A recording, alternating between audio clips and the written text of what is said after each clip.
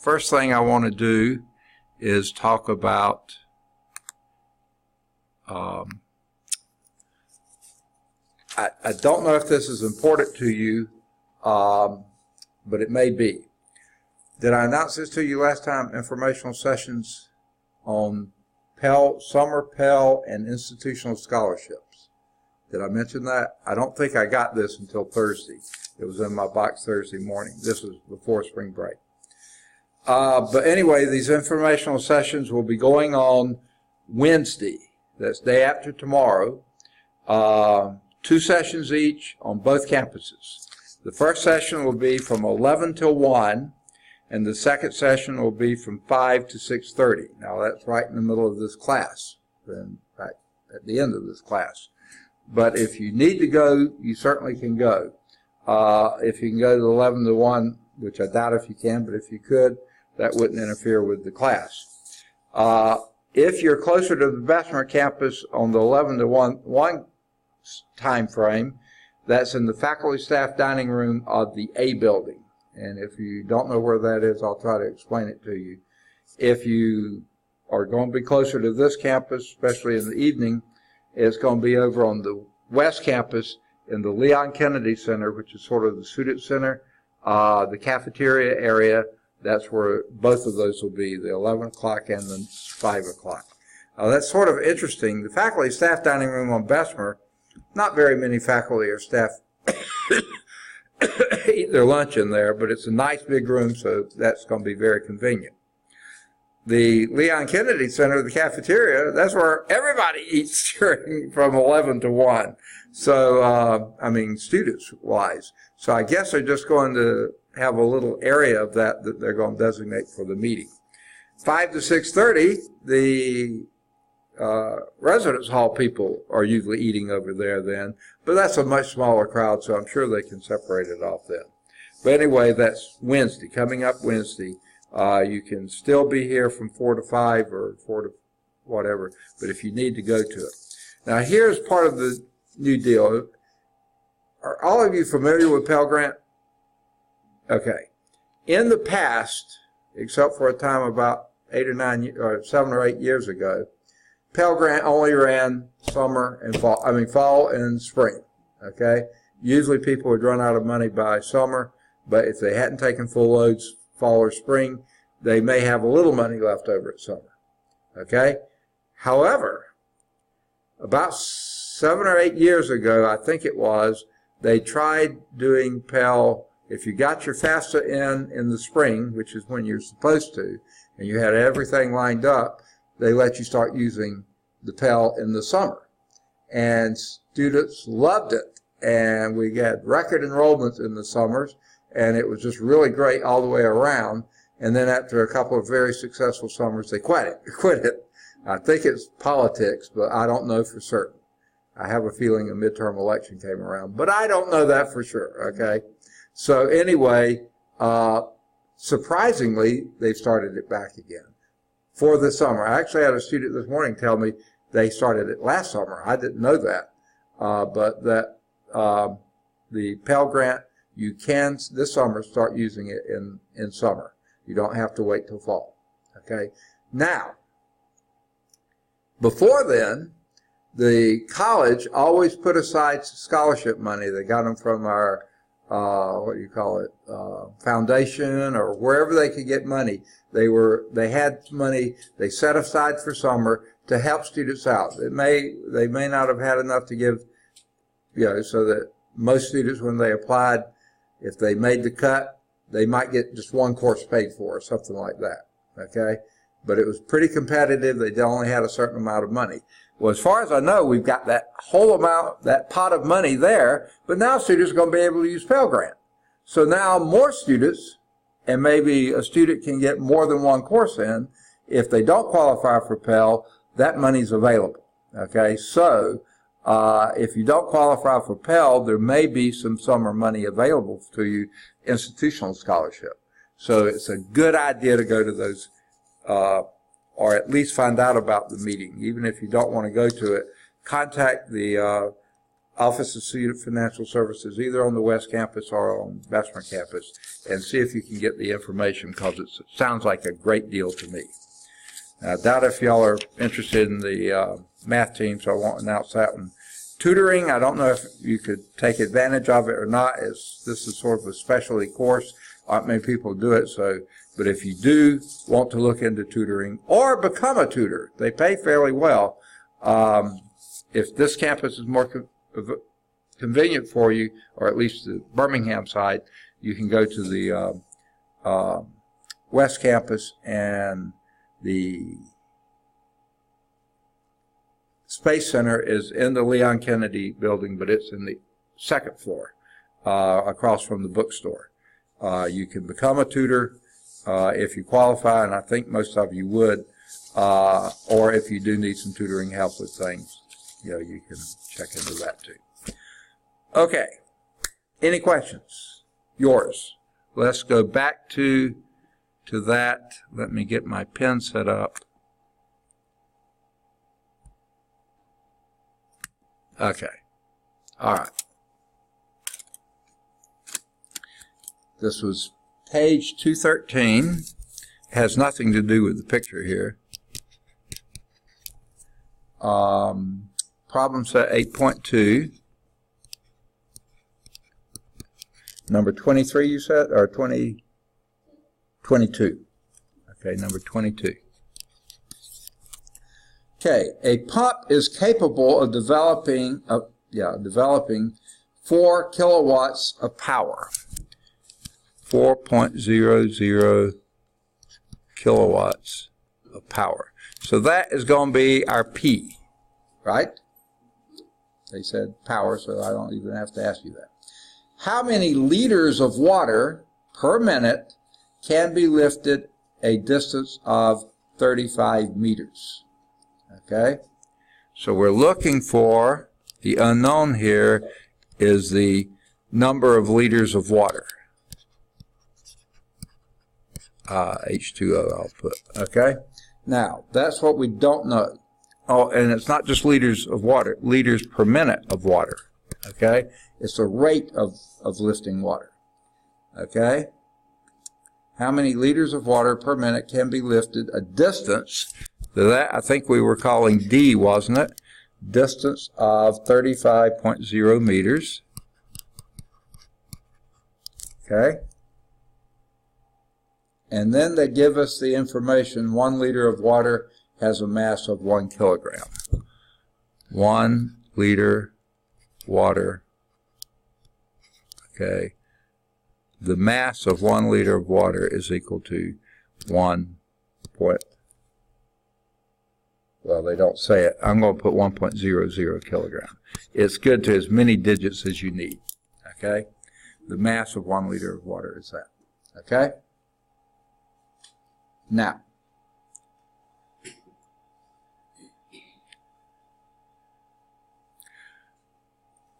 let's start with the 4.00 kilowatts of power. What is that? What's another way we could express that? Rather in kilowatts, in what? What is a watt?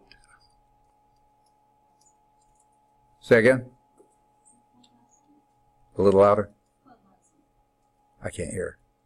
My hearing's so bad, sorry. What is a watt? How you measure power? It's what? It's a measure of power. What's some other units for it? A watt. A watt, okay. And what is a watt in other units? Okay, how is power defined? Say again? Okay, horsepower would be another way to express it, but let's keep it in the metric. Okay, how do we define power? The amount of work. Okay, work. Say again? But divided by time. So this would be, and what's the unit for work? Joules, okay? That would be 4.00 joules per second, right? Energy per time, work per time, right? Okay. Now, what is a joule in terms of other units?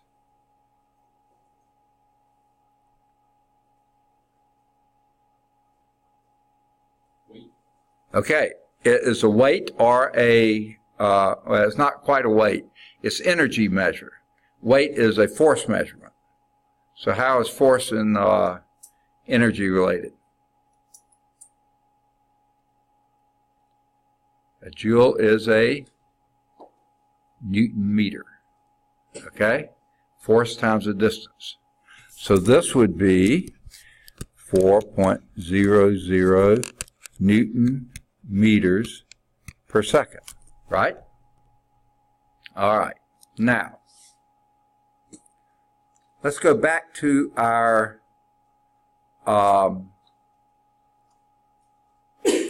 let's break down Newton. What is a Newton in terms of smaller units or different units?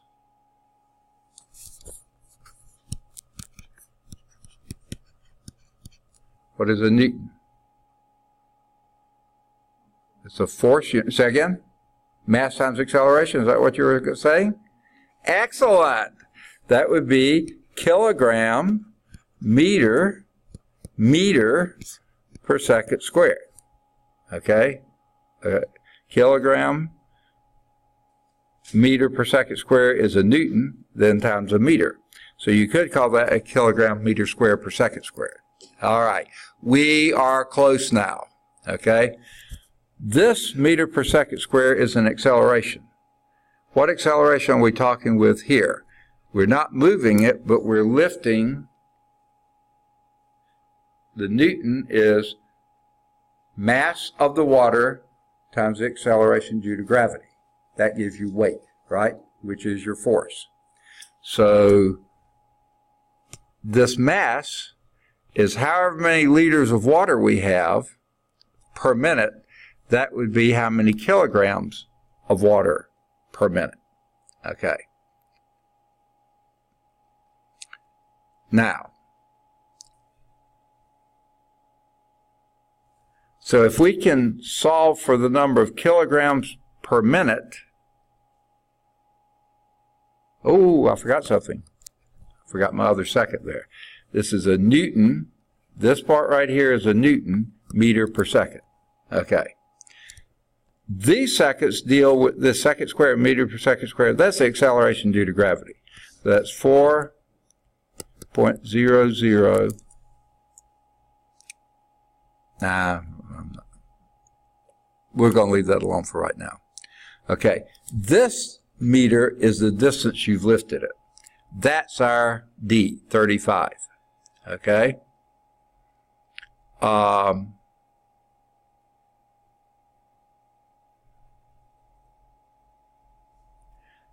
One thing we've got to do here, okay, so here we have 4.00, this is our power, okay, 4.00 kilogram meter squared, meters per second squared, sorry, that's your Newton, times meter per second, okay?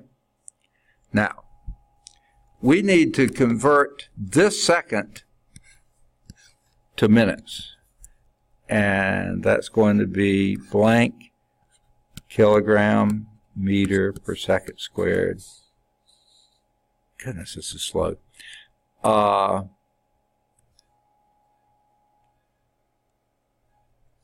Times meter per minute. Okay? In other words, we got to change that second to a minute here. Okay? What unit's going to go where? Always put the units in their place. This blank blank, that is for our conversion factor. We're going from seconds to minutes. What unit goes where? Always put the units in their place.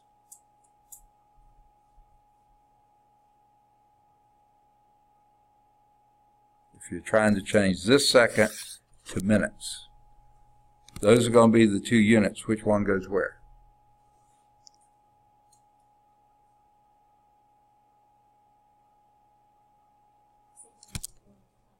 Which one on top? Seconds on top, minutes on the bottom. Okay? And how many seconds in a minute or minutes in a second? 60 which? 60 seconds in 1 minute. Okay. So that means we have 2 240 kilogram meter per second squared meters per minute. Okay, so what we've done is gotten that. Okay, now since your liters and meter and mass are going to be the same units, I mean same value, just different unit, this kilogram we can change to liters. Okay, so what we have now is 240 liter, and this meters per second squared is basically just going to be our acceleration due to gravity. So we don't have to worry about that any. That's already built in there. We're going to multiply that by our distance. This meter is our lift. That's our D. So that's going to be 35.0 meters. Okay. And then we've got per minute then. Okay. Goodness. Oh, here we go. All right. So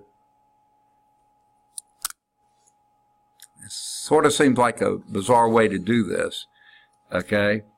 So how many liters per minute? See, this is what we're going to want, liters per minute. If we can separate this out from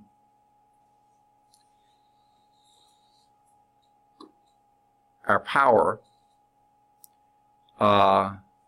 that's going to be what we're going to be looking for. So let's see.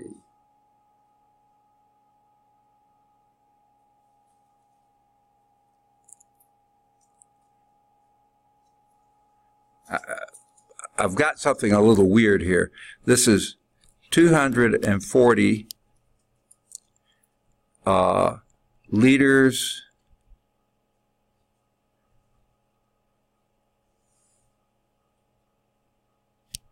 meter per second squared. That's our meter per minute.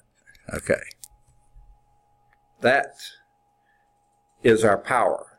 Okay. And that's got to equal the weight of the water, which is, well, let's go back and put the kilogram meter per second squared. Okay. That's what we were given. Okay. Once we change the minutes. This is going to equal the weight of the water, okay,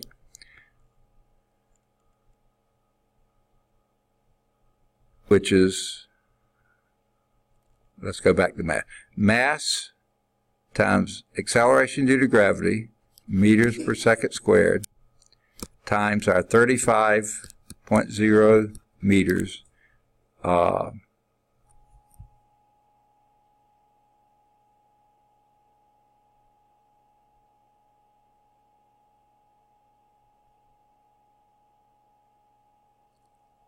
okay, let's see, times your unknown. What do you want to call that? What do you want your variable to be here? Just pick a letter, any letter. Say again? X. Okay, let's let that be your X. So, times X. Okay? Yak! All right.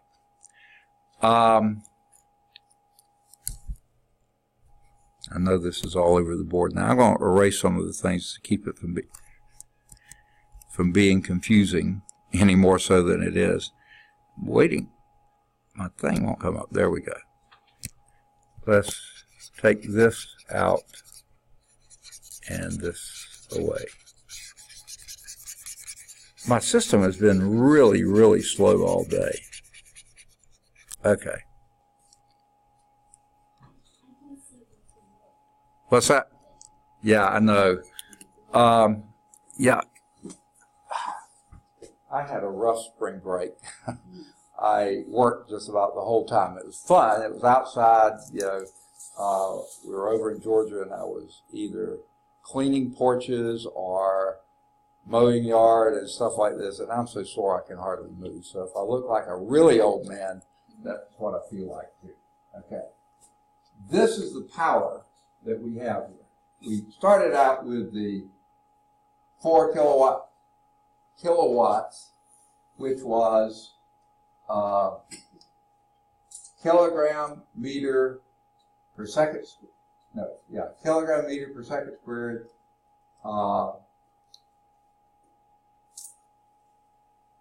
This Newton meter per second. Okay, kilogram and a Newton is a kilogram meter per second squared, meter per second. Okay, that's what we started with. We converted that to meters, you know, how much power per minute. That's why I'm multiplying by 60, and that gave us, this is equivalent to that. I don't know why this is so wacko. It's got to be the projector. I don't know what's wrong with it. Just almost is enough to give you a headache. All this wobbling it's doing. So this is equivalent to that. This is per second, this is per minute. So that's what we've got on one side.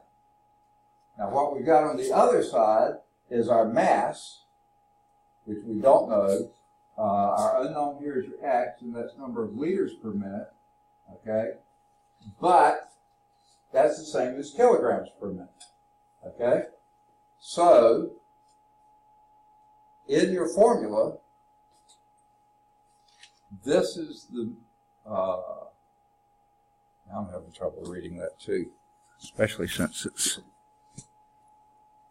oh, I know what that was. That was, I started to put weight and then changed it to mass. Let me clean that up some. Okay. That is your, come on, there we go. Okay. That's your mass, which turns out being your volume, because they're the same numbers, okay? So let me go on and put volume down there. Well,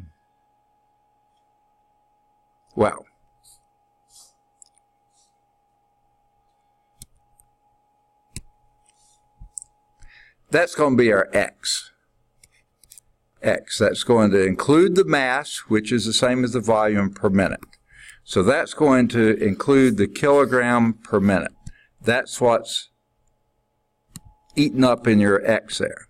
So what we've got to do is multiply that rate times your acceleration due to gravity, 9.80, I think this book uses, meters per second squared. Now that second, that you don't have to change the minutes. That's fine, just the way it is. That's what makes a Newton, okay? Times your 35. So this is your equation. 240 is equal to 9.8 times 35 times your x. Now, I had the x over there. I'm going to take it off of there and move it in front, if I can get it to erase. Okay. So, goodness gracious, this thing is forever coming up. So if you take your 9.80, multiply it by 35, whatever that comes out to be, divide that number into 240. Then you'll get your x, which is in liters per minute. So actually the easier way to do is to take the 240, divide it first by 9.8 meters per second squared, and then divide it again by 35.0 meters. Okay? And you see your meters per second squared will cancel that out. This meter will cancel that out, and that gives you kilograms per minute, which is the same as liters per minute. Okay? So that's what the x is, this unknown. So plug that in, see what you get. 240 divided by, that's going to be something on the neighborhood of 340 something, second? I can't hear. 343. 340. Oh, when you multiply those together? Yeah, 343, that sounds reasonable. Divide 240 by 343. And what do you get?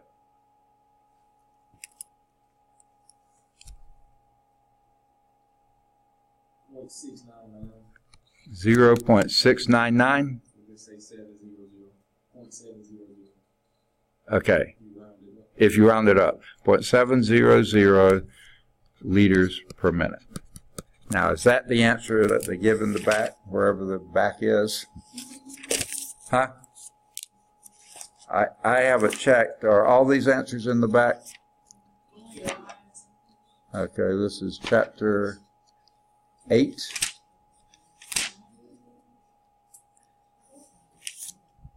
Chapter 8, section 8 point, what is it, 2?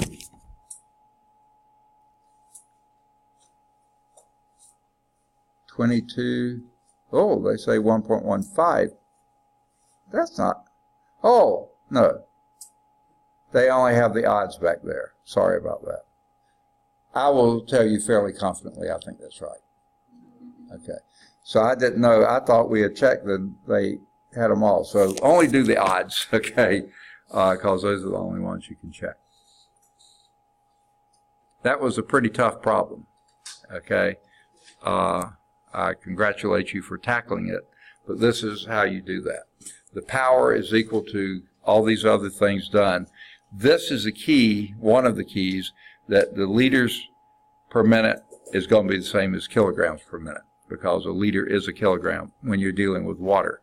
So that will be your unknown here, and you multiply that by your 9.8, that will give you newtons per minute, and then multiply that by your 35, and that will give you joules per minute, and we had to convert the joules per second to joules per minute, and that's what you have. So I have a feeling that, I mean, that sounds like a very reasonable answer. 0.7 of a liter per minute.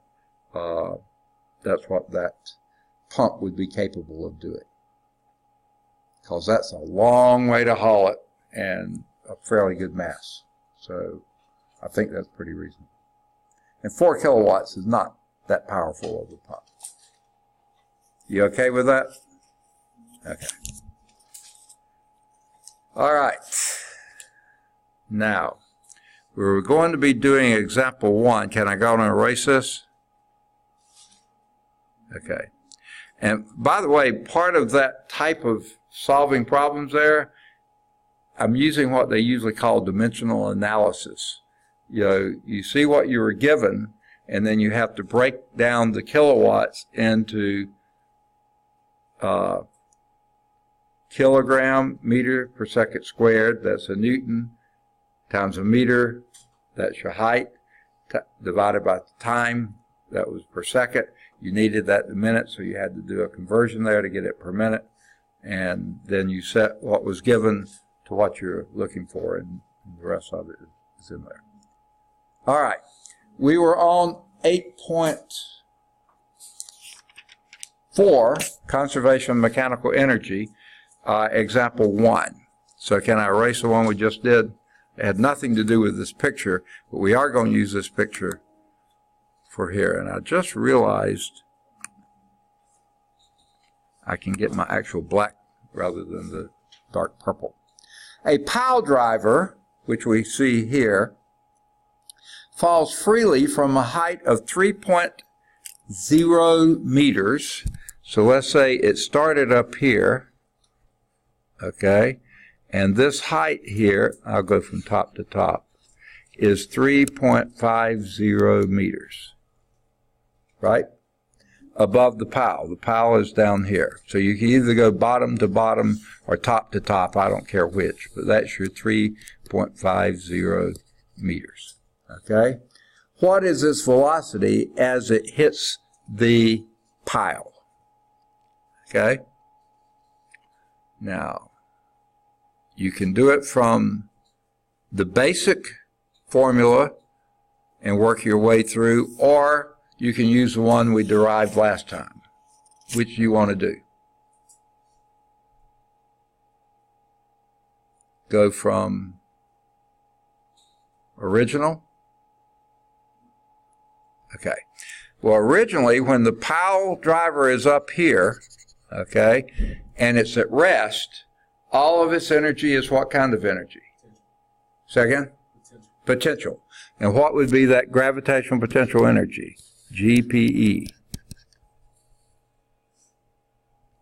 Now, wait a minute. Okay. It's going to be mgh. That's the formula for it. Now I say, wait a minute, because they didn't give us mass in this problem. But as you'll see, we don't need it, because all of its mechanical energy is GPE. Why? What is the KE? Kinetic energy. What's its formula? 1/2 mv squared. But what is the velocity up there at the top? It's at rest. What's its velocity?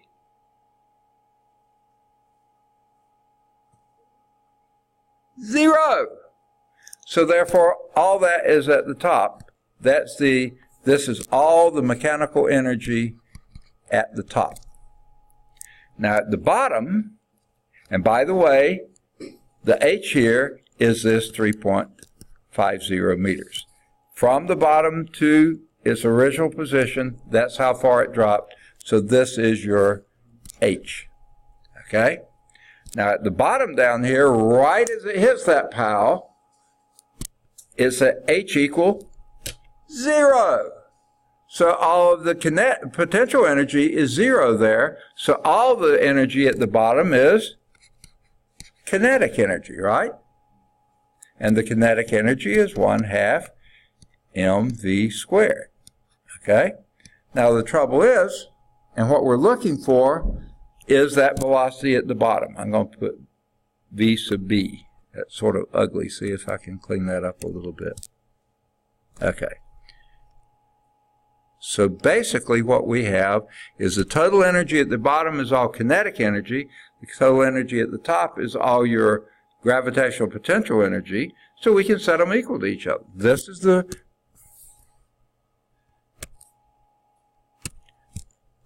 mechanical energy at the bottom. This is so aggravating. Okay. So we can set those equal to each other. 1/2 mv B squared is equal to mgh. And you see your masses go out. We didn't need to know the mass. Okay? And we're looking for what velocity at the bottom. So what we're going to do is multiply both sides of the equation by 2. And we have that V at the bottom squared is equal to 2gh. And if we want the velocity at the bottom, we just take the square root. Velocity at the bottom is equal to the square root of 2gh. That's the formula we got last time. If you turn back one page, you see it right there at the bottom of the page. Okay? So now what we do is plug, this is what we're looking for. So we have V at the bottom is equal to the square root of 2 times, what's your G? Gee whiz. 9.80. What units? Meters per second squared. And what was your H? 3.50 meters. All right. 2 had no dimensions, no units to it. Just a number 2. All right. Well, 2 times 3.5 would be 7. And 7 times 9.80 is going to be 60-something another. I don't know, what is it? Anyone got it? 68 point what? 8.2? 68? I can't hear, sorry. She skipped ahead, she said. Oh, yeah. Oh, okay. Oh, you've already got VB. Is that right? You took the square root of it? And what did you get it to be?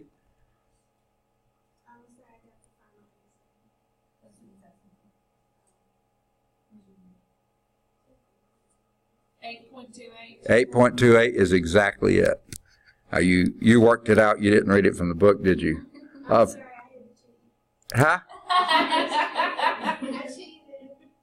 Okay.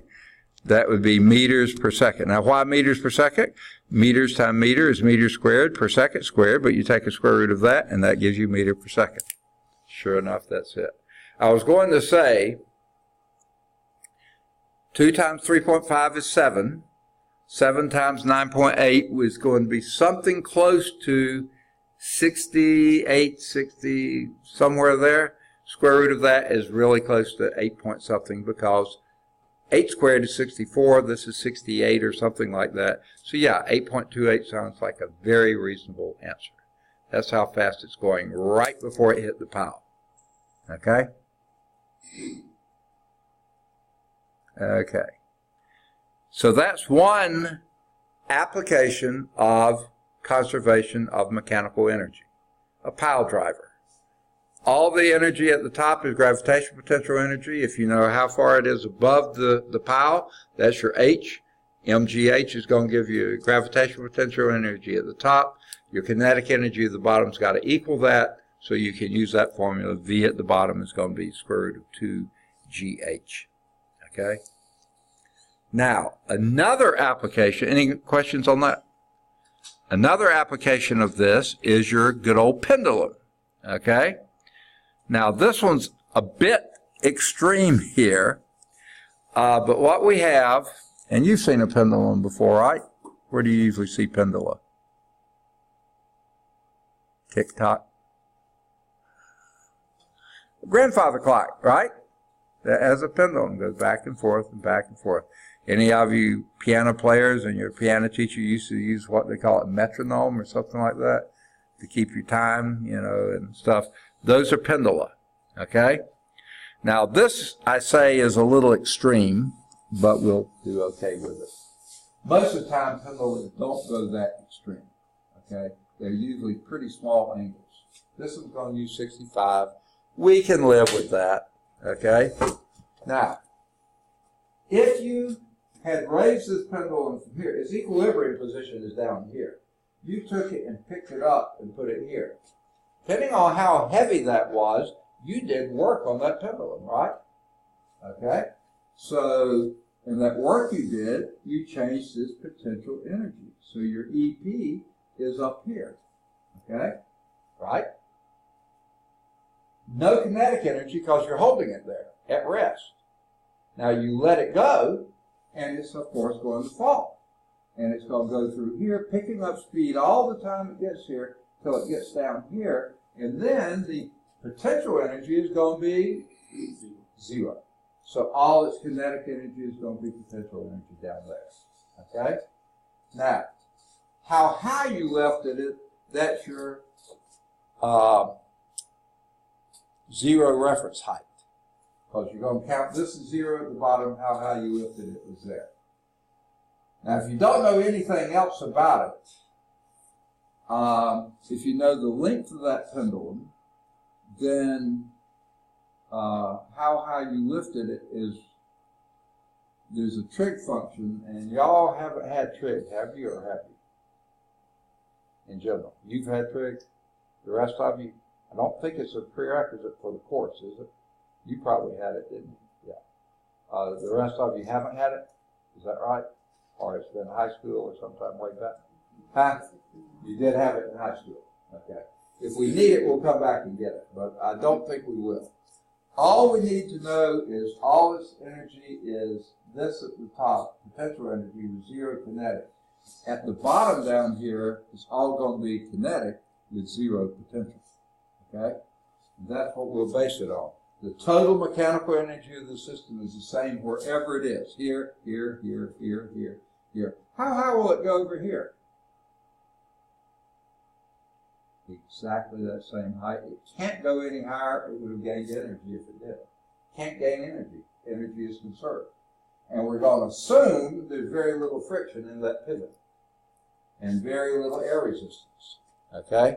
Now, let's go to our grandfather clock. Have you ever seen one? And that big old pendulum down there? You know. But notice what? If you looked at the sideways, what would it be? very thin. That way, when it swings, it's encountering very little air resistance. Very little. It doesn't swing this way. That'd be a lot of air resistance. It swings this way where it's really thin, so very little air resistance that way.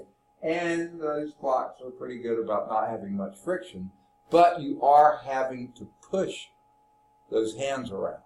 So there is some resistance there, and that's why we wind the clock, because the spring force is enough to counteract that. But that's why you have to keep them wound. So that's what our initial deal here is. Here's what a little bit later, when you're about half the distance down here to the equilibrium position, and I guess, no, that's too low for it. About half, then half of the energy, kinetic energy, half is kinetic energy, half is still potential energy. If you're exactly the halfway the length of if up here you're half the height that you're going to be dropping there, then you partition your energy exactly half and half, kinetic and potential. You let it go all the way to the bottom, all of it's kinetic, none of it is potential. Okay? So here it's all potential, no kinetic, all kinetic, no potential, and halfway in between is half kinetic and half potential. Total mechanical energy is the same. Conservation of mechanical energy. Okay? And then you let it keep swinging, and it swings back here till it's half and half again.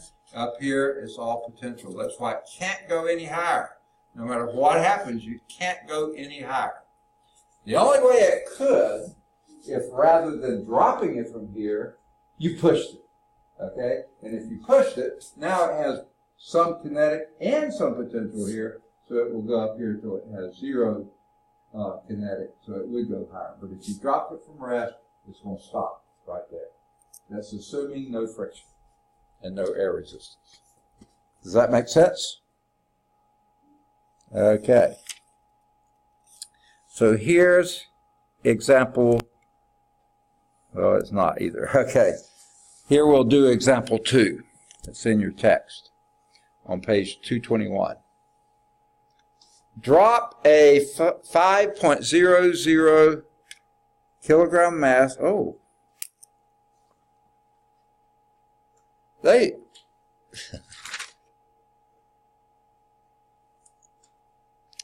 did not do an example with a pendulum. The example 1 was the pile driver, and example 2 is something completely different. Okay? But it's all conservation of energy, so mechanical energy. So this picture isn't appropriate.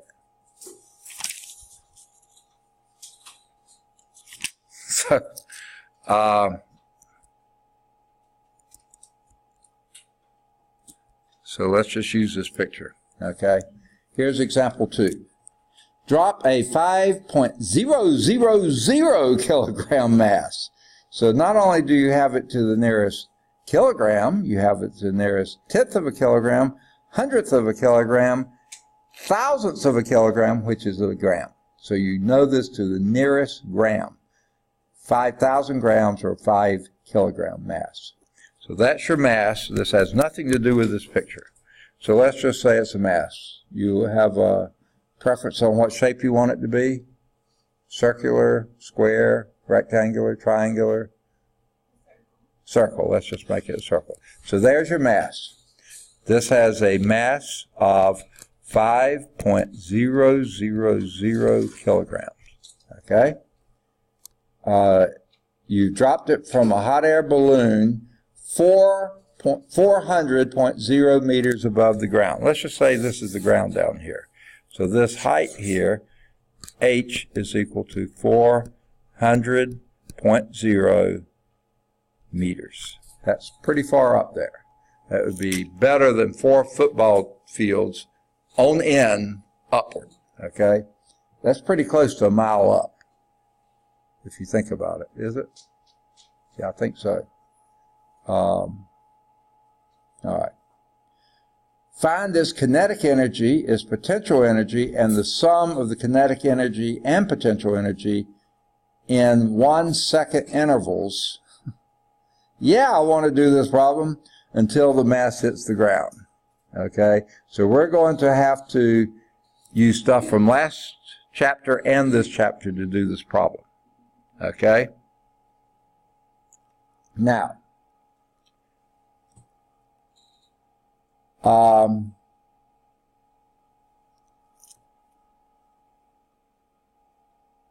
okay. Find its kinetic energy, potential energy, and the sum of all the kinetic energy, sum of the kinetic energy and potential energy in 1 second intervals until the mass hits the ground. What would you suggest is the thing we can calculate first? Remember, we're dropping this, dropping it, not throwing it, dropping it. Initial velocity. You said what should we find first? Yeah. At the top. So let's do GPE at the top. Now, let me go back and use the same nomenclature the book does. I don't really like it too much, but we'll use it. E sub P, that's what they use. E sub P at the top, okay, is going to be what? What's the formula for potential energy?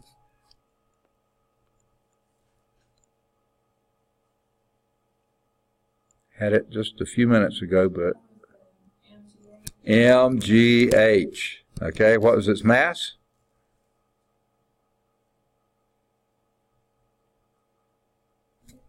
That's 5.000 kilograms. What's G? 9.80 meters per second squared. And what was its height? 400.0 meters. Okay? Now, for the life of me, I don't know why they're carrying around those extra zeros, because your 9.8 is limited to 3 digits, so it doesn't matter that the others have 4 significant digits. We can only wind up with 3. So anyway, 5 times 400 would be 2,000, right? And 9.8 times 2,000 would be 196,000. No, that's too much. 19,600. And that would be what unit? Kilogram. Say again?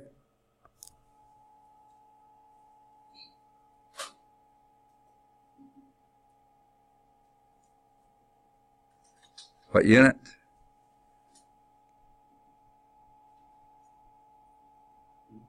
Joules. Okay. That would be, and you know, we just answered the third thing they were asking for. The sum of the kinetic and potential energy all the way down is going to be that.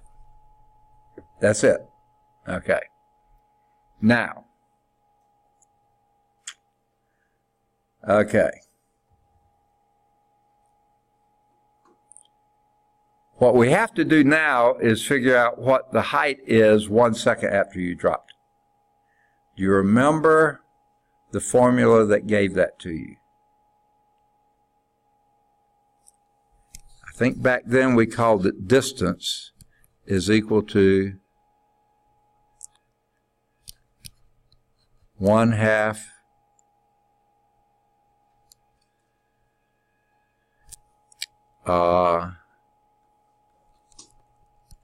GT squared, wasn't it? It's how far it fell. Remember that? Now that's assuming your 0 is up there. Okay? So 1 second later, it's going to be 4.9 meters from that. So that would be, and so that, therefore, your height from the top, if you're saying at time t equals 0, you're up here, its height from the top is 0. It's kinetic energy, its potential energy there would be 19,600. Now they put the bar over there. I say no, they can't, okay? Because your 9.80 has only got 3 significant digits. So I disagree with the bar there. But that's the total potential energy, total mechanical energy, and at the beginning that is your potential energy, okay? Now, 1 second later from this formula, you'll be 4.90. They want to say, no, they just say 4.9 meters from the top. Okay? Okay? So that means you're at 395.1. Okay? That's how high you are. Okay? 395.1. That's your H. Okay? You do the MGH with that plugged in. That gives you the potential energy at the top. Do y'all have your books or something you can look at for a book? Okay. I don't want to reproduce that table. Do some of you not have a book? Anyone who doesn't have something they can look at? If you don't, look on with somebody, because I don't want to reproduce this whole table here. So 1 second, they said in 1 second intervals, that's what we're supposed to do. Using this formula, you get how far it is from the top, 4.9. That means how high you are above the ground is 395.1. That's your column 5. The 4.9 is column 2. Column 5 is your height. That's that one. Your velocity, here's the formula for velocity. V is equal to GT.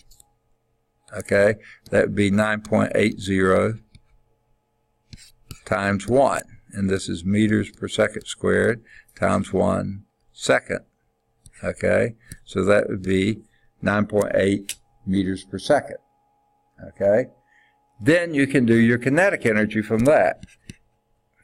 E sub k is equal to 1/2 m 5.00 v squared, and that would be the velocity you use, 9.80 meters per second. Okay, so you would take that and square it, multiply it by your 5, and take half of that. That's how you get the E sub k. Actually, the easy way to get E sub k is do MGH using this as your new H. This is H1, 1 second later. Either way you want to do it, you can get it. Okay? And everything should pan out that way. But you notice your column 7, the total mechanical energy does not vary. It's always 19,600.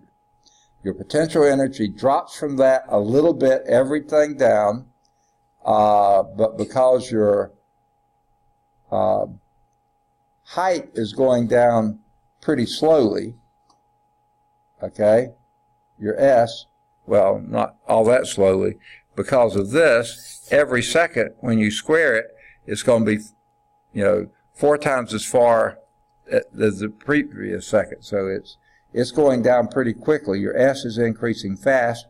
Your velocity is increasing just regularly. Your potential energy, or your kinetic energy, which of course is this, because velocity is increasing regularly, but you're squaring it, so the kinetic energy is increasing really fast. The height at the bottom is 0, so your potential energy at the bottom is 0. So that's how they got the table. Do you really want me to go through and calculate every one of those? Thank you so much. Okay, I appreciate it. But there's 2 ways to go. I think the easier way, they're about the same. You can calculate the distance to everything, subtract that from your original height. That's one way to do it. Or you can calculate your velocity at every step of the way. That's pretty easy too. And then plug that into kinetic energy and subtract that from your total energy. Either way you do it, you should come out the same way, within round-off error. Okay? Now, any questions on that? Do you see sort of what they're getting at? I'm sorry they didn't give us a picture at all to work with, just that table, but that's how they get the entries from the table.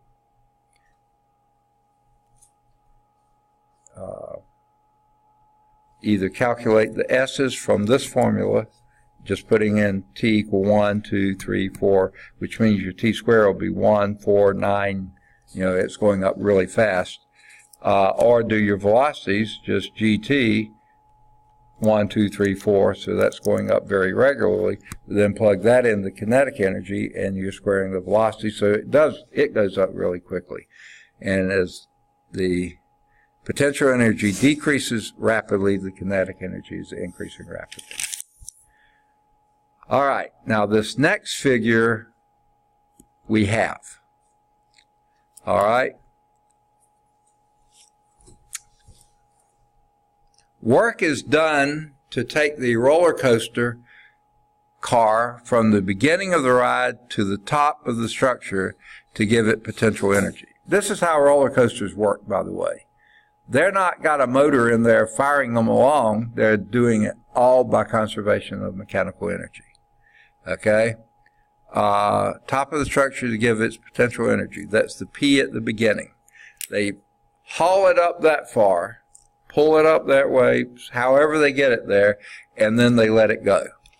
The sum of the potential energy and kinetic energy is equal at each point on the ride. Absolutely true? Have you ever heard a roller coaster? Makes a lot of noise, doesn't it? That noise comes from vibration. Vibrations mean there's some friction. If there was absolutely no friction, you wouldn't hear anything. So they have to give it a little push at the top. So where would it be the fastest? P, Q, or down here behind the house? Second? The fastest would be right down there, because it has zero or just a little bit of kinetic energy up here, because we got to give it a push. Otherwise, it would go down here, and because there's some friction, it would make all this fine, but it wouldn't make it back to the top. So maybe they don't give it a push, and they stop it down here at R. I don't know. I've never been on one. Okay, I don't want to go on one. I think I would throw up. But are y'all roller coaster fans? Okay. Do they stop you down here, or do they get you back to the top? Usually they start you. They're like starting in that little house. And go up. Okay. Well, then if they start you here, they pull you up here. Yeah. Okay. And then you go down, and as long as you don't approach that height, you still got kinetic energy. But then they stop you here? Okay. They have to put brakes on somehow. They do. Okay. Like I said, I've never been on one, so I didn't know. So they pull you up. Huh? You should totally get one. Yeah. I sort of get dizzy looking at people ride the roller coaster. I can't imagine what it is to be on one. Okay. So they pull you up to here, increasing your kinetic potential energy as you go, and then once they give you that first little push, then they give you a little bit of kinetic energy, but then from then on you're picking up, losing gravitational potential energy, gaining kinetic energy till you get at the bottom. There's the fastest. Then you go up here and then do a dip again and a dip again, and all those little things. What the thrill of it is not necessarily the speed you're going. It's the acceleration. It's how rapidly that speed is changing. Here it's changing the fastest. Here it changes the fastest because it's going from very positive to very much slower, and then you sort of come over there at a sort of slow speed, but then you dip again. Every time you dip, you're accelerating. Okay? And that's what the fun of it is. Okay? Because I bet y'all have been in an airplane before, right? It's traveling at 500 miles per hour. Do you notice it? No. It's only when it drops, it hits the air pocket, then you notice it because then you're accelerating. And when you take off and land, you feel that too. Well, that's what you want to get in the roller coaster. You don't really want that in an airplane ride at all. Okay, but you have to live with it sometime. Okay.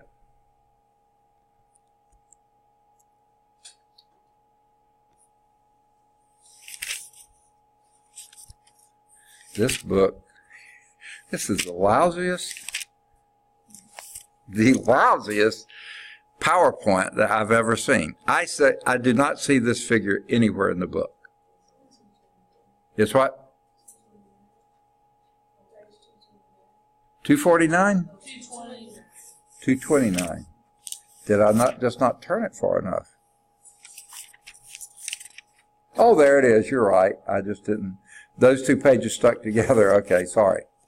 So, do you want to try to work that one? Depends on you. What's that? I'm nervous. You're what? I'm nervous. Don't think so.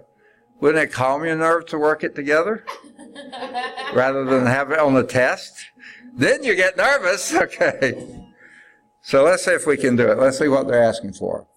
Rosita needs to purchase a sump pump for her basement. This has nothing to do with the thing. Okay.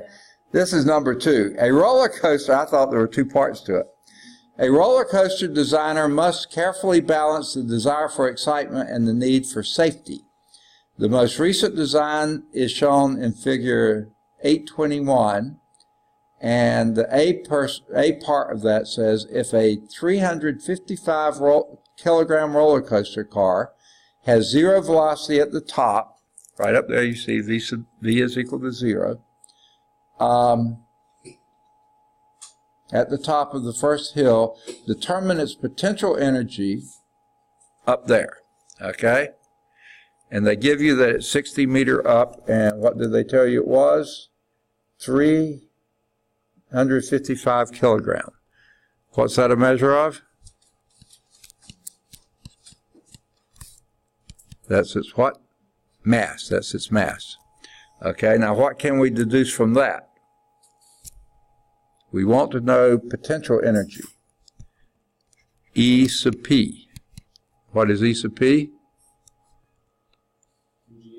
MGH.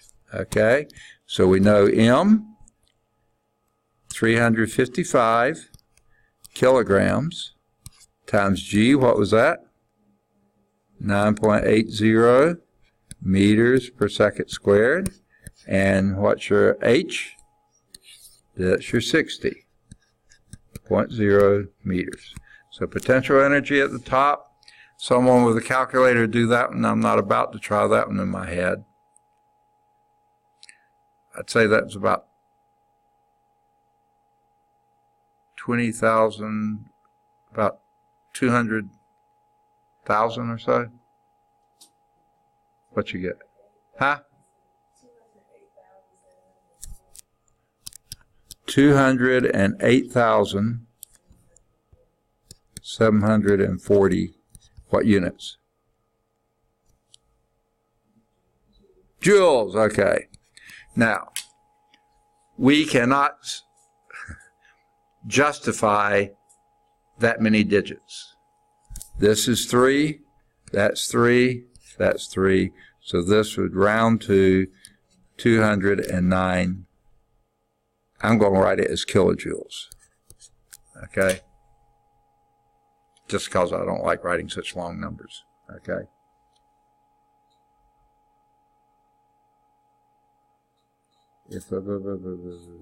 Determine its potential energy. That was the A part.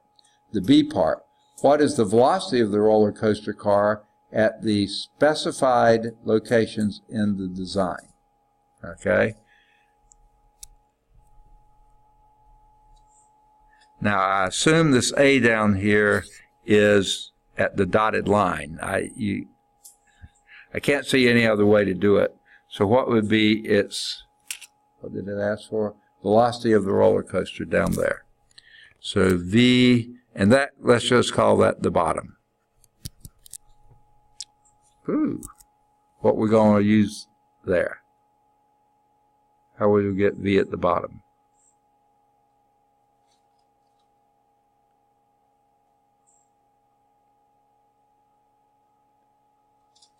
You said how would you get it? Say again? Okay, two of you said something at the same time. Say a little louder. GT. Isn't it what? GT. GT? Uh-huh. We don't know the time at all, so we can't use that one. Okay? Remember from before, a pile driver? Same deal here. You could do the square root of 2GH. You could do that, or you could go back and say all of its energy at the bottom is kinetic. That's 1/2 mv squared. That has to equal what the energy was at the top. So whatever you got, this will be the square root of 2 times 9.80 meters per second squared times 60.0 meters. Okay, and that would be 120 times 9.8. That'd be about 1,200 or so. Square root of that would be about less than 11, wouldn't it? Anyone got the calculator?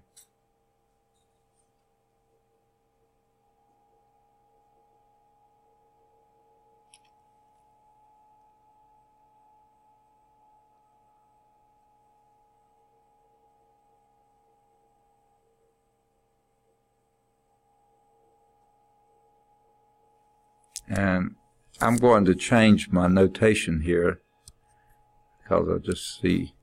This will be velocity at A. At that point A there. Anyone got it yet?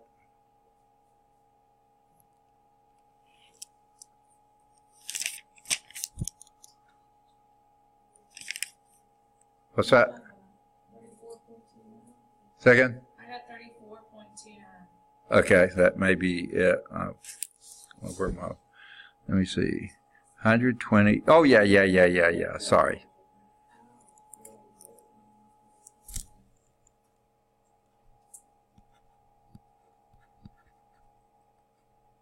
Yeah, that makes, 34.2. That sounds reasonable. Okay. Now, next we want it at B. We want the velocity at B. That's why I wanted to change my nomenclature there. Okay, at B, it has some potential energy there, 20 meters up, so its velocity is going to be reduced. So what you have to do is go E sub B, capital B, is equal to mg, and that's 40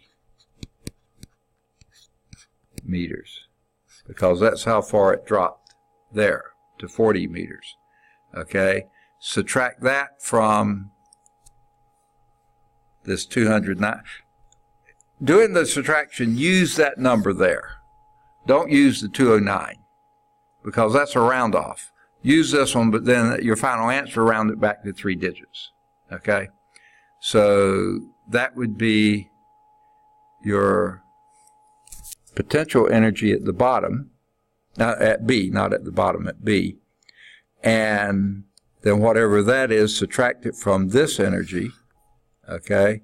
And that will give you your kinetic energy, and then you'd have to do 1/2 mv capital B squared. And you'll have to go through. So every time you're going to have to do that formula, okay? Then at C, you would do the same thing, but at 30 meters. So it's going to be this B will be quite a bit slower than A, C will be even slower than B, and D would be even slower than C. Okay? Because then you would do, your potential energy is mg20 there. So you subtract them each time and get the kinetic energy, and then do 1/2 mv squared, solve that. Taking a bunch of square roots, but it's doable. Is that as scary as it was? No. Okay. I don't know if they have that in the back or not. Let's see if they do. This is 8.2.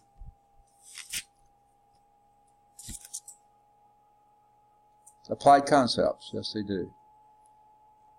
They had 2.09 times 10 to the 5th joules, which is basically 209 kilojoules. And then you had 34.3 meters per second was the first velocity. At B, it would be considerably less than that, about 28. C would be 24.3, and D 19.8. Okay. We could work those out, but it seemed like it's just doing the same thing over and over and over. Okay, let's see what C is. Explain the relationship between velocity and position on the track throughout the ride. Consider the track to be frictionless, so it's not making any noise as it goes down it, okay?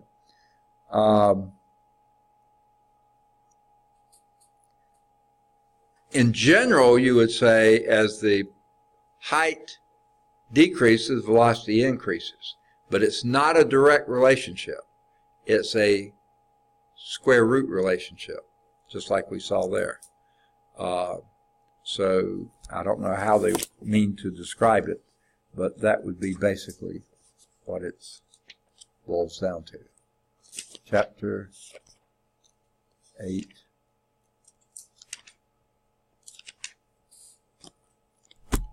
C part, the higher the elevation, the less the velocity. Yeah, they just did it very general. They didn't say. So that's it. All right. Any questions on that? If you need to do more of those, I'll be glad to do them. I'll take the time to do them if you want to see those done. No? Somehow I figured that. All right. That's the end of Chapter 8. Did everyone get a copy of Chapter 8 test? If you didn't, I've got some here. But you already got it? You pulled it off? Oh, you didn't? Okay, let me find it. I said I have it. Did you grade our other test? What's that? Did you grade our other test? Yeah, I got them graded. I didn't get them on Blackboard yet, unfortunately. Sorry, No, but that's okay. I'll let you see your scores if you want it. Where is that? I know I looked at it. I thought I did anyway.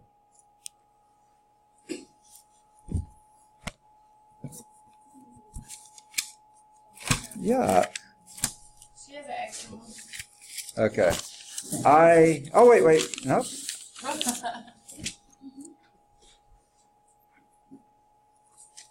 I must have just picked up the book and left the things that were underneath the book. I have very little time between my last class on the Bessemer campus and the class over here. And I picked it up in a hurry and must not have brought it. I thought for sure I had that because I put it with it. Before I went to my last class, and then when I came back, I picked it up without it. Sorry. Okay. Now,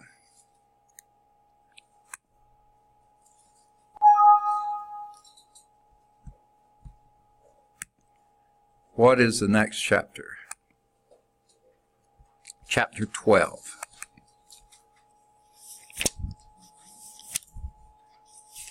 We're only hitting the things that your course description talked about. Oh, good.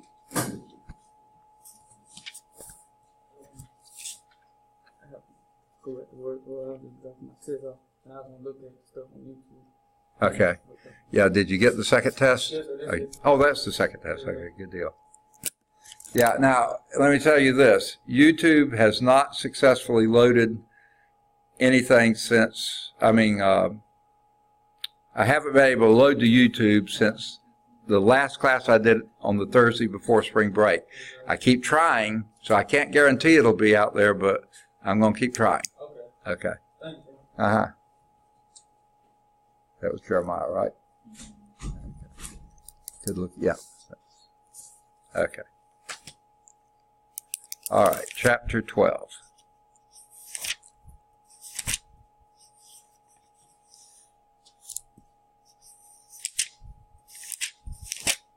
All right.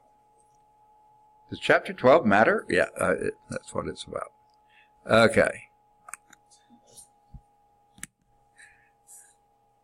All right.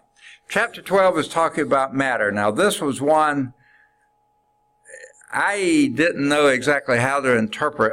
I don't have it in front of me now, the course description, but it had something about, and this is the chapter that came closest to what I thought they were looking for. Okay? So let's do, and again, let's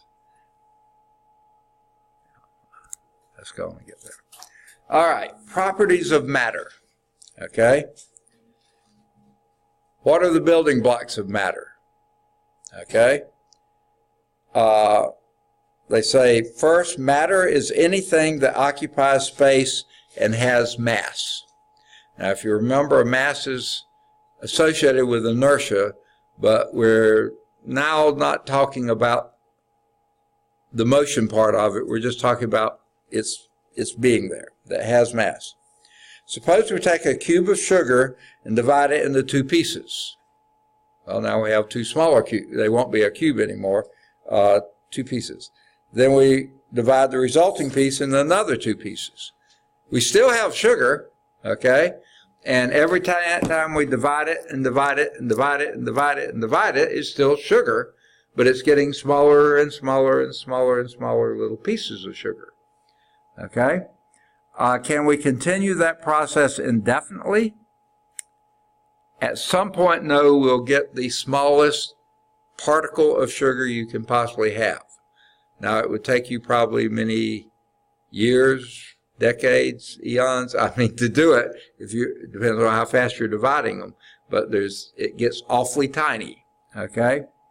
Now, at some point, you will get a molecule of sugar. Once you get a molecule of sugar, that's as small as you can make it, and it still be sugar. Now, you can take that molecule of sugar and break it into its components, but it's no longer sugar. That's the smallest you can get. Now, sugar is what we call a compound. Anyone know what sugar is made up of? It's another name for sugar. Y'all are in the medical field. Okay, good, excellent.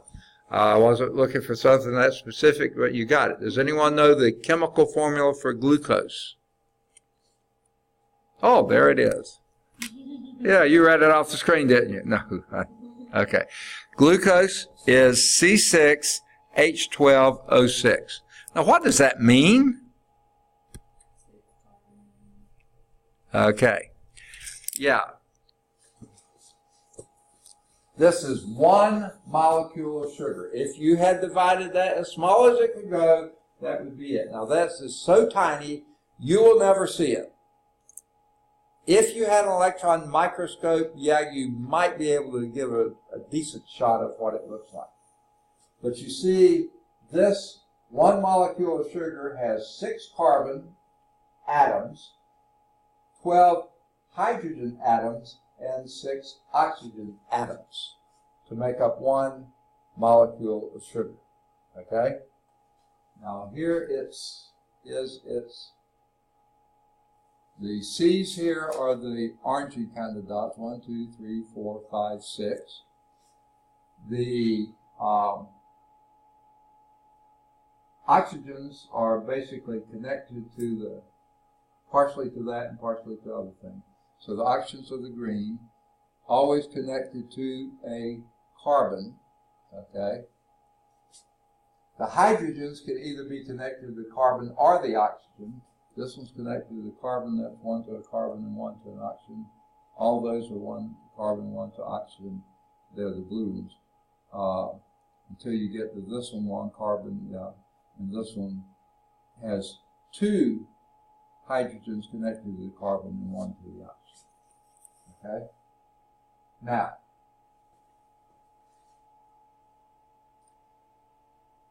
do you notice the little connectors there? Those are called bonds. Okay? Now, if you'll notice, every carbon has 4 bonds coming out of it. 1, 2, 3, 4. 1, 2, 3, 4. 1, 2, 3, 4. 1, 2, 3, 4. 1, 2, 3, 4. 1, 2, 3, 4. Every oxygen has 2. 1, 2, 1, 2, 1, 2, 1, 2, 1, 2, 1, 2. Every hydrogen only has 1. 1, 1, 1, 1, 1, 1, 1, 1, 1, 1. I didn't count them. I counted the carbons. 1, 2, 3, 4, 5, 6. Oxygens 1, 2, 3, 4, 5, 6.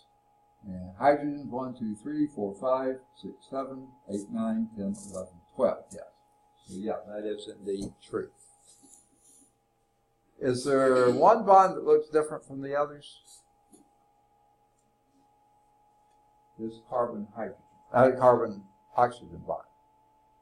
That's what we call a double bond. Okay? It's sharing 2 electrons. Every one of those bonds is sharing electrons. Okay? And I don't want to get into too much now, but that's what's going on there. Now, this is not, if you look at here, that looks like a very regular pattern. C6, H12, O6, it looks like that might be symmetric or something. It's not. Because this end of it is very different from this end.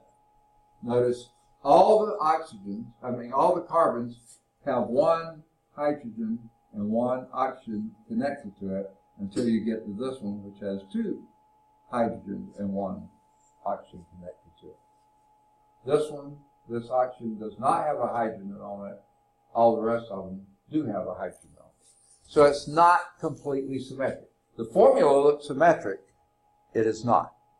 Okay. Now, what is this over here? An oxygen and 2 hydrogens.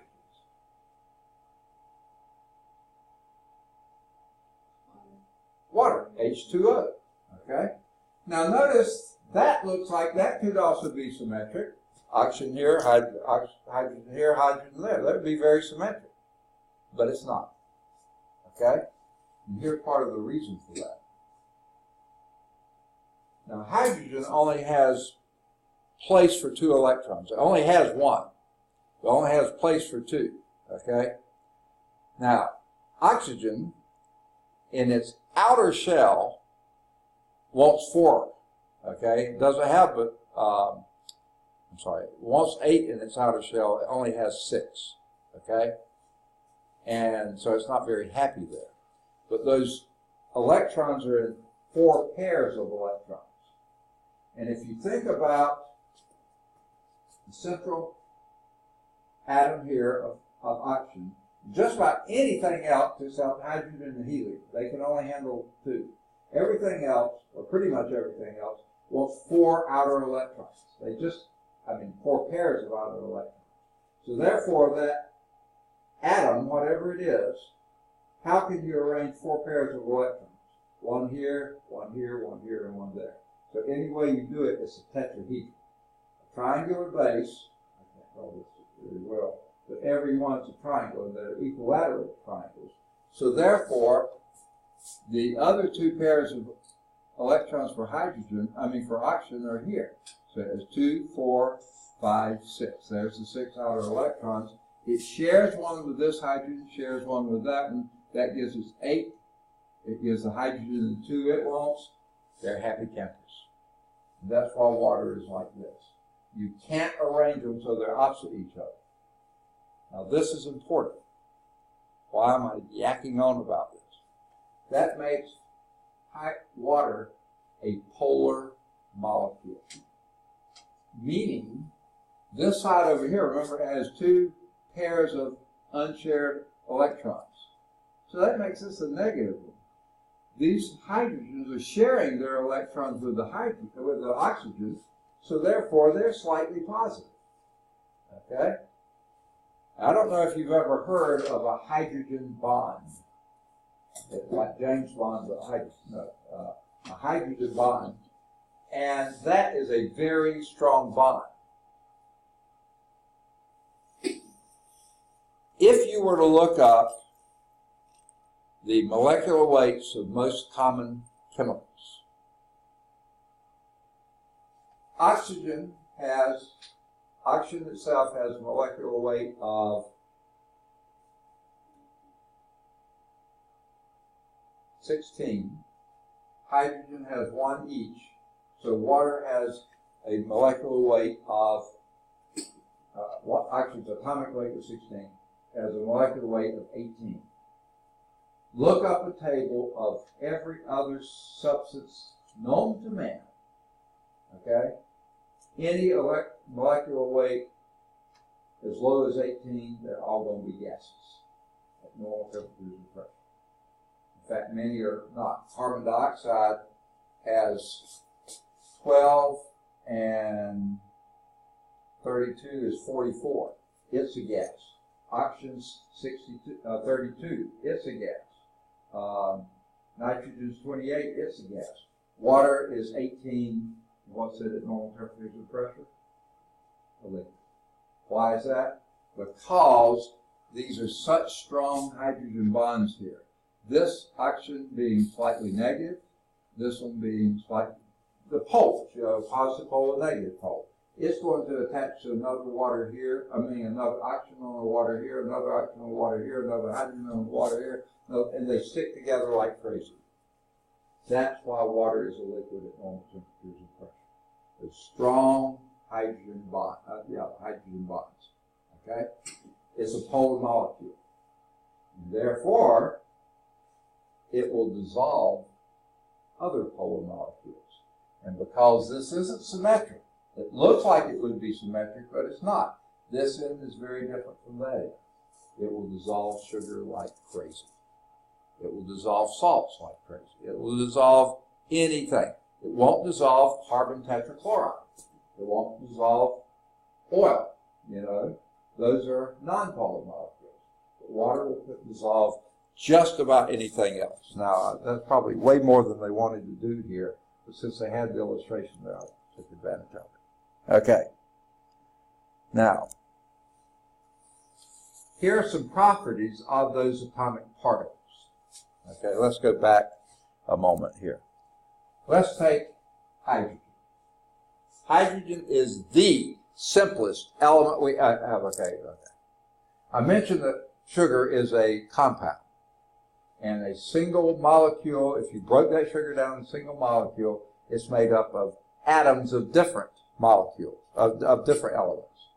See, carbon's an element, oxygen's an element, hydrogen's an element.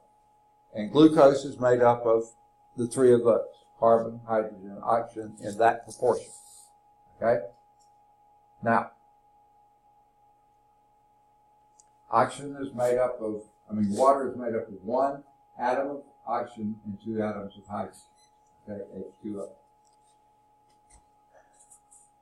Now, let's take the elements, hydrogen, oxygen, and water. Let's start with hydrogen. Hydrogen is the simplest element out there. It has 1 proton and 1 electron. Okay, what is a proton anyway? Anyone remember? A positively charged nuclear particle. It's in the nucleus. Okay? What are the other particles, basic particles of an atom? Protons. Second? Neutrons. Neutrons, what can you tell me about a neutron? It's what? No, it's not negative. Neutral charge. 0 charge. Okay? Now, a neutron's mass is almost identical to a proton mass. Just a little bit more. Just negligible amount, but a little bit more. And then what's the third particle?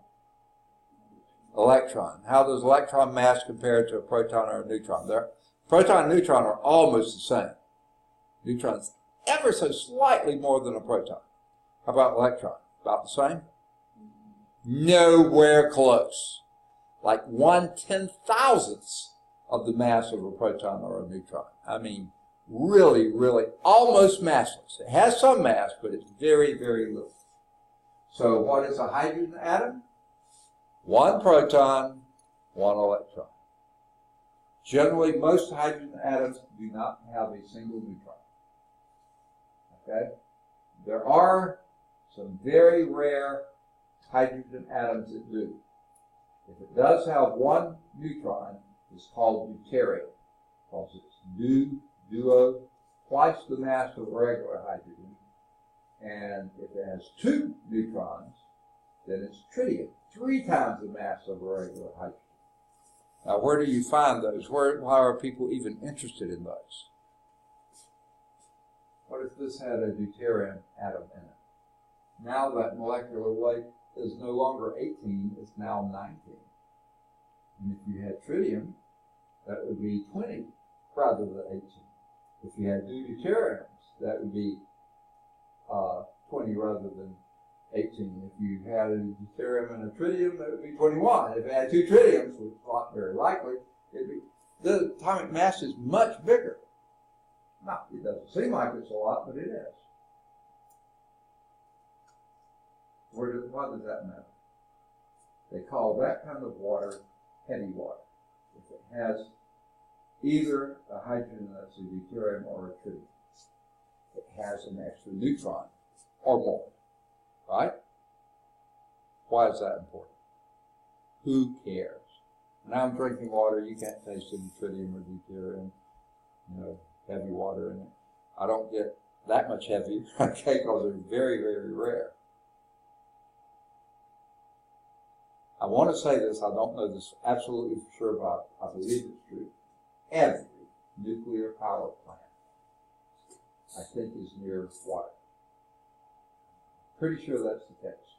There are 2 reasons for that. Number one, they've got to cool the plant. They don't want to overheat it. The water is used for that. Water has the highest specific heat of any material on the planet, except maybe for helium, but that's not very common. Other, I think every nuclear power plant has a processing unit to centrifuge out the heavy water. Because if they can get that heavy water has extra neutrons. Heavy water is used to control the nuclear reaction. Well, nuclear reactions can get out of control.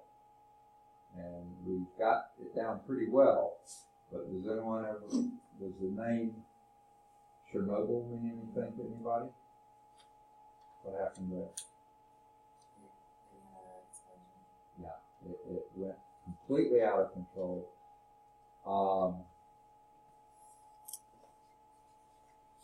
I hate to get too much into this, but it is pretty interesting. You know where Chernobyl was? Country of Ukraine. It was in the Soviet Union when it happened. There was a nuclear power plant in the Soviet Union in the country of Ukraine.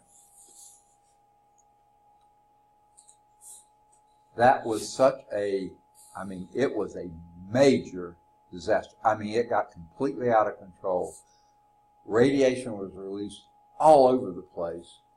The plant itself will never be inhabited because there is so much radiation there, and it will be for hundreds of thousands of years. Okay? Now, people who lived near the plant. Now that happened, I can't remember for sure. I want to say the 60s maybe. Does that sound about right? I've looked it up and read it before. I have a good memory. It's just short, so I can't remember for sure. Yeah, you can do it on your phone. Okay. Children that were born in the area of Chernobyl, or whose parents lived in the area of Chernobyl, that lived through birth, many of them, not all, but many of them had severe deformities. Okay? I had a kid I had him in Math 100, later in 112. He was an orphan. When his parents saw him born, they wanted nothing to do with him. They left him at an orphanage. The orphanages in the Soviet Union were not noted to be all that great, They were not the nicest place to be. The reason they left him, he had no right arm at all. I think I heard that there was a finger that came out of his shoulder. That was it. He had a hair lip.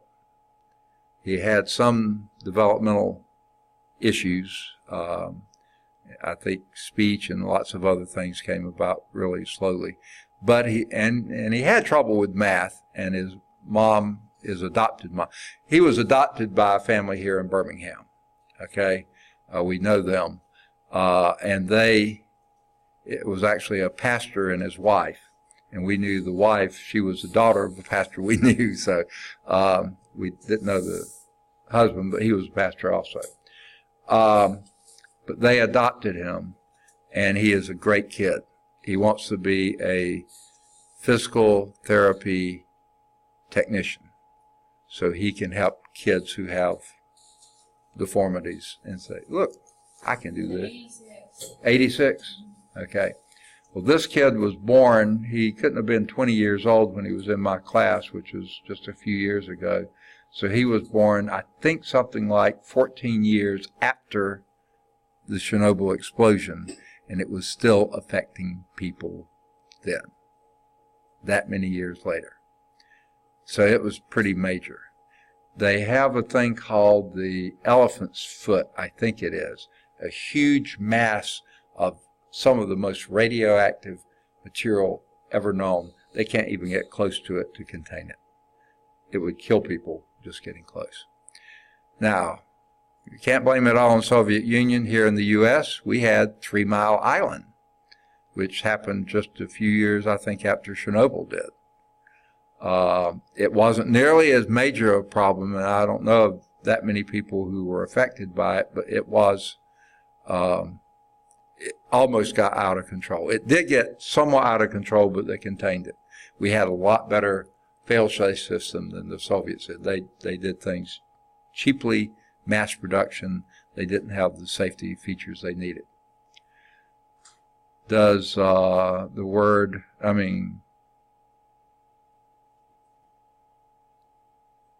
goodness, I can't think of it now.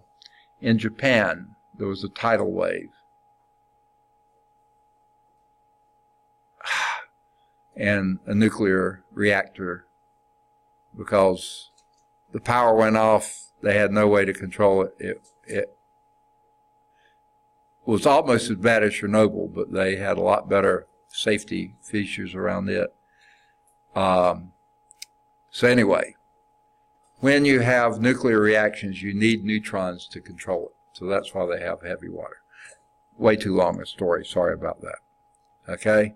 So those are the 3 characteristic properties of atomic particles. Way back in the beginning, they thought an atom is as small as you could go. It is to still be sugar or oxygen or something like that, hydrogen or carbon, or sugar or salt or something else. The molecule is as small as you can go. But even an atom can be split. Now, the ironic thing is, the Greek word for atom was, where the word came from for atom meant indivisible. But you can divide it, and you can divide it into protons, electrons, and neutrons. The mass, as you see here, a proton and neutron are awfully close to each other. 1.673 times 10 to the minus 27 and 1.675 times 10 to the minus 27. Now, electron, 9.109 times 10 to the minus 31.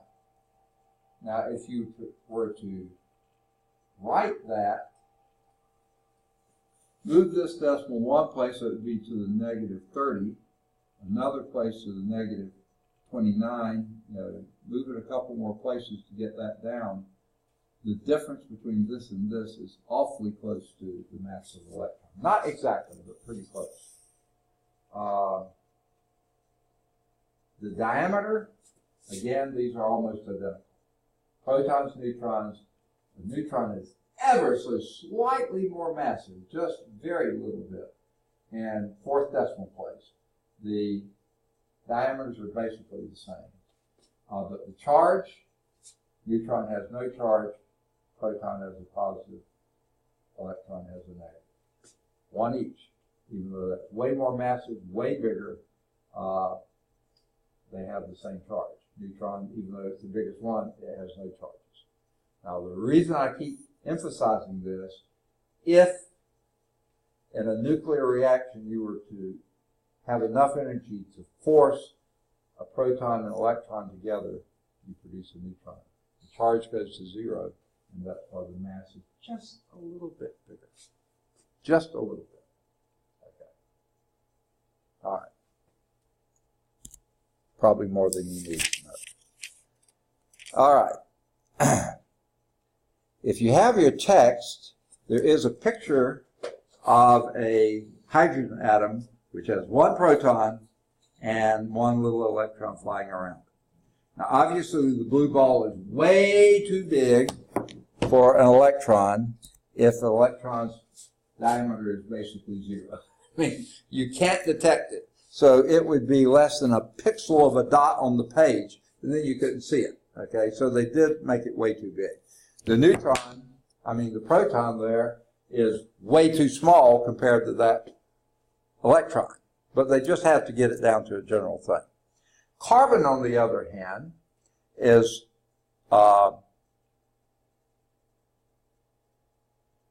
atomic number 6, okay?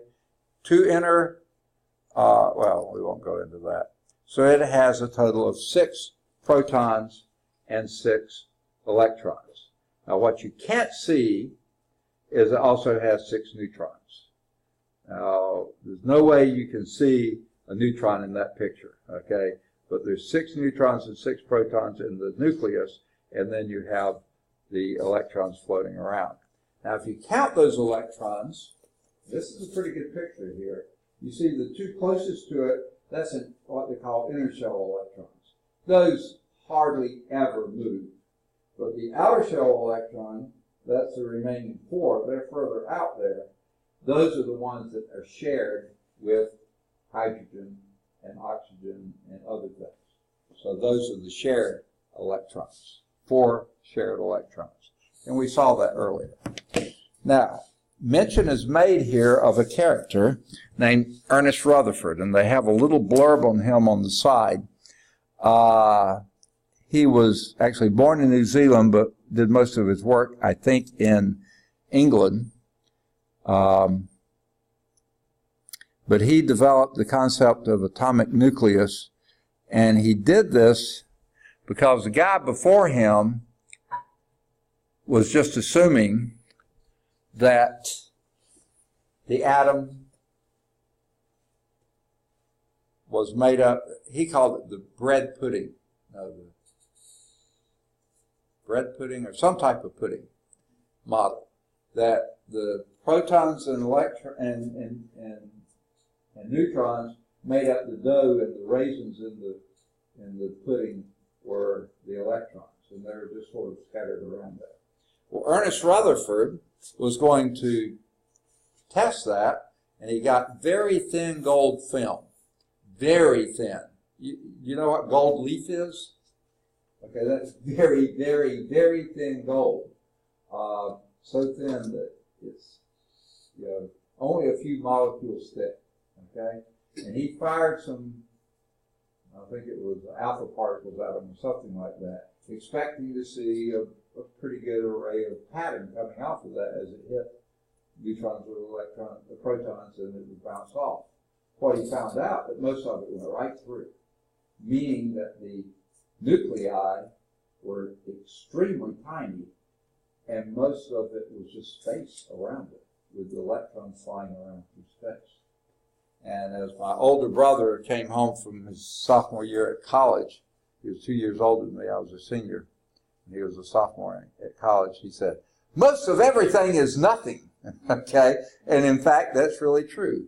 Even lead, or the heaviest things you can think of, the nuclei are incredibly dense, incredibly tiny, and surrounded by space with just a few electrons floating around in it. Electrons have almost no size, almost no mass, so basically everything is space, okay, except that, it's just that the nuclei are so terribly dense. And that's what Ernest Rutherford, how he developed that. He found out that the nuclei were incredibly small, but had all the mass, basically, just about all the mass, in a very small volume. Okay. Now, I think we're going to have to stop there, aren't we?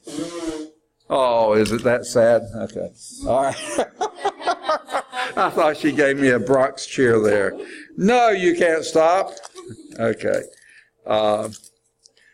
We will begin with this slide here, which is figure 12.3 in your text. Okay? I don't know if we really did enough to get anything going on it. Wow. There's a lot of verbiage in this one. No, we didn't get enough to have anything going in there. So, no new homework, say, assignment there. I'm going to have to pick up and move a little faster, sorry. But I'm trying to give you a framework to put this in. Because what we're really interested in are the properties. Properties of solids. Then we'll do properties of, I'm sure, liquids and gases. Yeah, properties of liquids and properties of gases. And that's the stuff I think that you need to know the most about, because that's what you'll be doing in your work. So I'll try to move on a little bit faster. Okay.